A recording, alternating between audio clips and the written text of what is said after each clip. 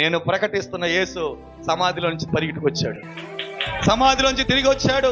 ఆయన జయశీలుడు, విజయశీలుడు. ఏమా ఒకవేళ నేను ప్రకటిస్తున్న యేసు సమాధిలో కానీ ఉంటే యేసులో నమ్మకం అవసరం. మరణము ఆయన కానీ ఒకవేళ మరణం ఆయన కానీ సమాధి చేసేసి ఉంటే నువ్వు నేను యేసు దగ్గర రావడం ఎందుకు?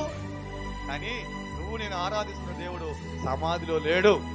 నేటికి ఆ సమాధి యెరూషలేములో ఖాళీగా ఉంది. హల్లెలూయా.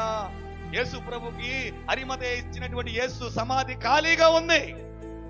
ఈరోజు నేను అంటాను, సమాధులన్నీ కూడా ఎలా ఉన్నాయి? ఫుల్గా ఉన్నాయి శవాలతో.